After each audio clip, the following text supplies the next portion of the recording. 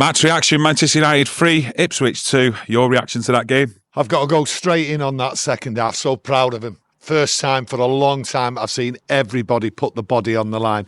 Absolutely brilliant to watch. Yes, we know there's some bad points there, especially with Onana starting the game and the way they defended that second goal towards the first half. But listen, everybody in that ground, everybody who's watching it at home, absolutely proud of them players. They put everything into that second half to get them 3 points. Yeah, it's been definitely tough at Old Trafford getting the points and performances, but that second half showed you that they're definitely fighting for AMORIM and playing for him in that second half. But let's rewind it to that.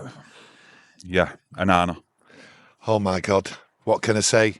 Week after week, game after game with Onana, he needs to be dropped. The confidence the team has in him, it can't be there. There's no way it can be there. He just looks shattered at times. I don't know what he was doing. It was ridiculous. Dorgu there thought he'd just give a nice little ball back, and then where was Onana? Come running out for absolutely no reason. A terrible mistake, a juvenile mistake, and it's game after game. Something has to be done. Blame should be pointed at both players, though, Dorgu and Onana for that first one. Should Dorgu have the awareness to see where Onana is and him coming out, or is it just purely on the blame on Onana for that one? Purely on Onana. I mean, the player out there, he's getting the ball, nice, relaxed. He knows what he's going to do with it. He's just turned, going to give it the goalie back in his 6-yard box, got loads of space. Next thing you know, he's out there for no reason. How he's seen an opportunity to come out and try and clear the ball, Onana, I don't know. But there's something terribly wrong in his confidence. But the team itself is lacking confidence in him. You can see it. We did recover, though. 2 goals in 4 minutes. And you're thinking we're going into half-time as well. Actually leading at half-time, which is a very rare occurrence here at Manchester United this season. But it wasn't meant to be. No, it wasn't meant to be. And I've got no complaints, to be perfectly honest with you, Dorgu going off. It looked at first on the replay as though he touched the ball. But again and again, when I looked at it, for me, he didn't touch the ball, went in.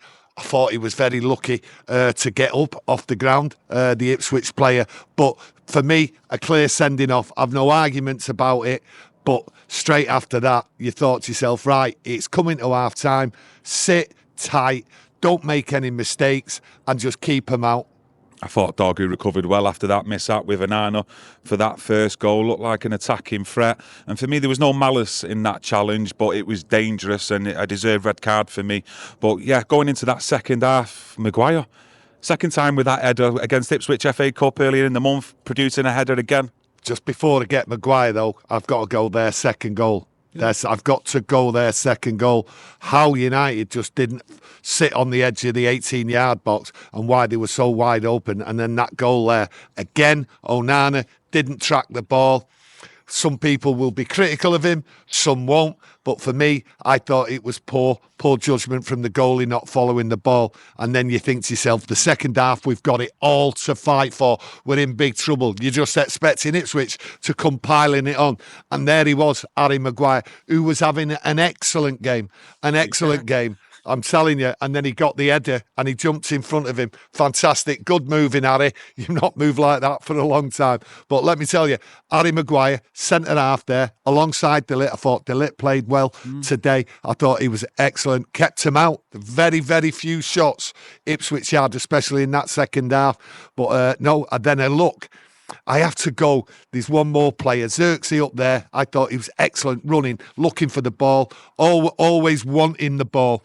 And then you just look at his partner, and I've got to say it, he just does not look suitable for Manchester United at this moment in time. Something, I don't know what's wrong with it, with Højlund. Højlund is not doing it. His touch, he very rarely got the ball in the first half. I thought he should have gone off.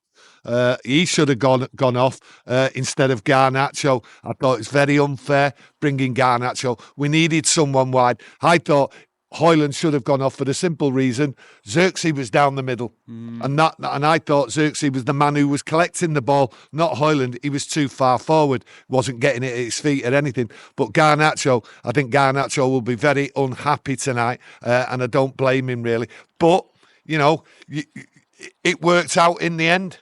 That's all that matters, doesn't it? It worked out in the end. I'm sure there was a few raised eyebrows when Garnacho come off for Mazraoui.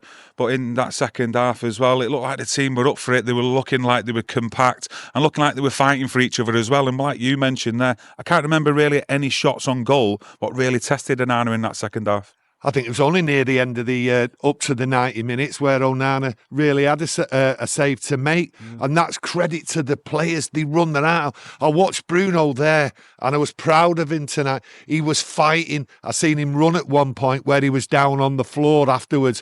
Excellent from Bruno. The work rate was all there and every player was there. I mean, even Casemiro, when he come on, yes, we know he wasn't going to go up front and attack. He was there to sit in the middle.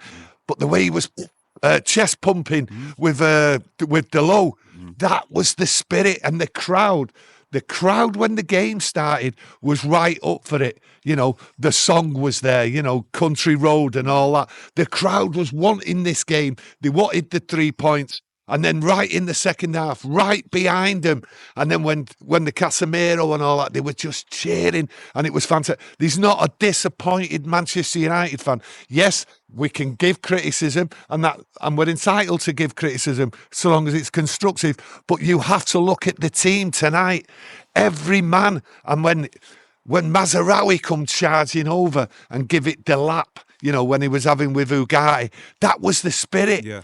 You want to go to a football match and the first thing you want to see, right, is you want your players to be committed. Even if you get beat 4-0, you still want your players to fight for you, fight for that badge. And we've not seen that for a long time. And like you said earlier on, just before our time, it's 2-1. And I can't remember the last time was 2-1. And I thought, oh no, well, here we go. Half-time just going into half-time leading. And then when they equalised, I thought to myself, oh no, we're going to see the same again. How many times we've been beat at Old Trafford. But the spirit was there in the crowd. Every man, woman and child in that ground come out tonight and they were bouncing, they were happy because they've seen something what they've not seen. We know United are a poor side. We know Ipswich were a poor side, but United kept them at bay. They fought and I can't argue. You know, who was the man of the match? You know, I've got to give it Harry Maguire. I was going to give it Xerxes because all the way through the game, I thought Xerxes made room for the ball to come to him. When he got the ball, he gave it. He was running from the first minute to the last minute. He was on his knees, Xerxes, and the stick he took this season has been unbelievable, but he worked there, and that's what you want. We know there's going to be changes in this team, but looking at that tonight, I was so proud. I think everyone else should be. Do we overlook the mistakes by Onana and the poor play by Højlund? No, we don't, but we don't dwell on it. We just look at what was there tonight, and it was a fantastic performance from a team who played for the badge, and that makes a change, and the fans outstanding again. Yeah, I wasn't surprised to see Dalot fist-bumping, chest-bumping Casemiro. He loves all that Dalot. But that talk now about relegation, all that fears, that conversation completely gone now. 16 points away from that relegation zone. Can't even believe him even discussing it. But surely that's dead now. Yeah, that's dead. We're looking at a top four. We're looking at a top four now. Another 10 wins and we could be up there challenging. No, we know exactly where we are. Are we back? No, we're not back at all. Right. We know where we are as a football team. You know, we're not disguising it or anything. But tonight was something to savour and enjoy. And I think everyone should just enjoy it and not go too much on the negatives, because it was a fighting performance and a valuable 3 points again. Yeah, I'm sure that conversation over the next few days really is going to come over Andre Onana. Looking at the Tottenham away game with that goal for Maddison, you know, at Everton as well, a couple of the goals there.